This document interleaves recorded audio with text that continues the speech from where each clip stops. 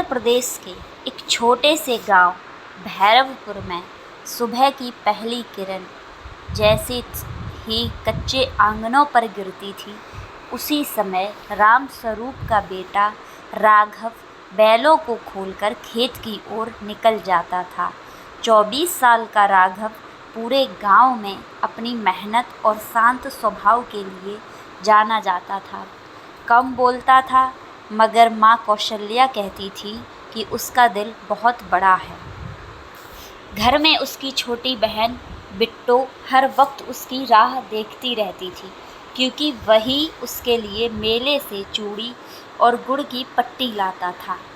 उसी समय गांव के दूसरे सिरे पर हरिराम की 20 साल की बेटी फूलमती रहती थी। नाम जैसा ही स्वभाव, चंचल, हंसमुख और थोड़ी नटखट।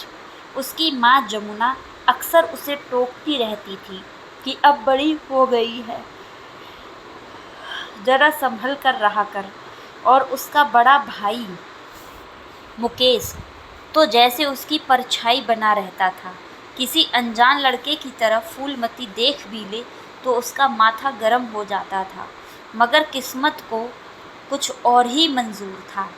एक दिन दोपहर की तेज धूप में जब फूलमती घड़ा लेकर कुएं पर पानी भरने गई, उसी वक्त राघव भी अपने खेत से लौटते समय वहीं आ पहुंचा। रस्सी खींचते खींचते फूलमती का हाथ फिसला और घड़ा डगमगा गया। तभी पीछे ने राघव ने बढ़कर घड़े को संभाल लिया। दोनों की उंगलियां एक पल को छू गई, जैसे समय थम गया। फूलमती ने पहली बार उसे गौर से देखा। सांवला चेहरा, पसीने से भीगी लटें और आंखों में अजब सी सच्चाई। वह झट से नज़र झुकाकर बोली, धन्यवाद।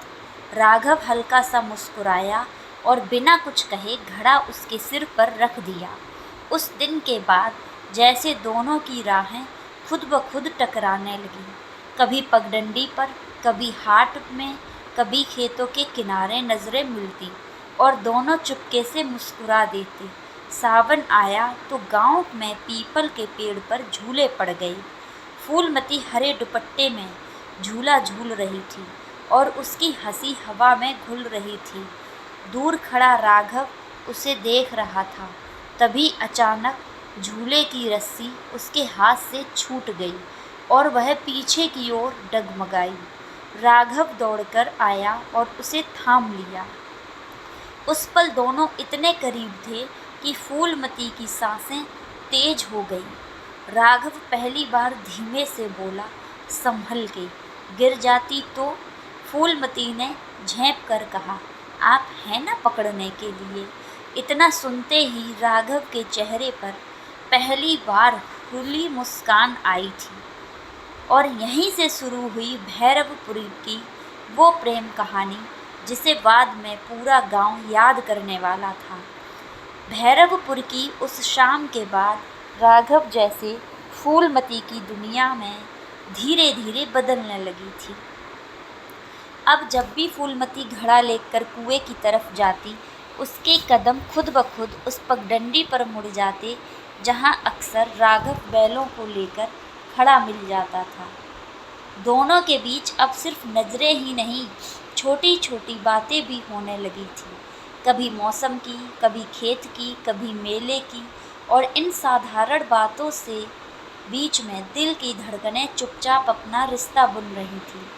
मगर गांव की हवा बड़ी तेज होती है।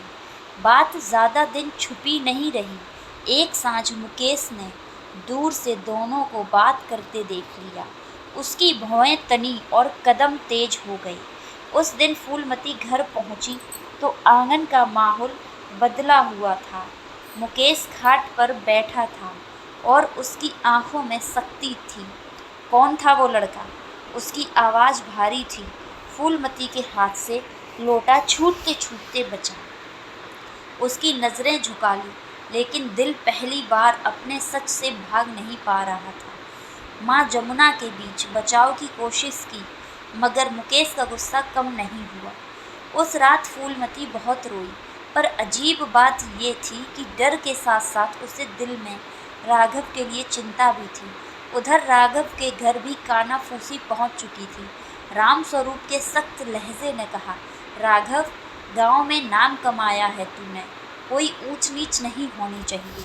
राघव चुपचाप, मगर उसके मन में तूफान चल रहा था।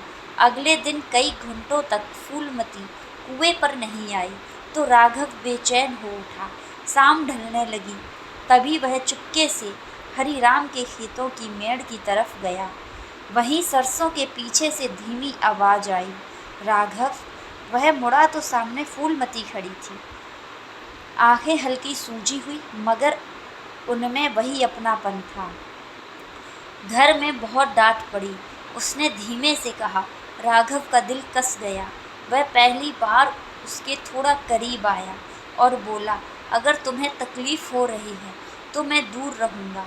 फूलमती ने तुरंत सिर हिला दिया। उसकी आवाज़ कांप रही थी। दूर रहोगे तो और तकलीफ होगी। ये सुनकर राघव की सारी हिम्मत जैसे वापस आ गई हो। उस शाम सरसों के पीले फूलों के बीच दोनों ने पहली बार अपने दिल की बात साफ कह दी।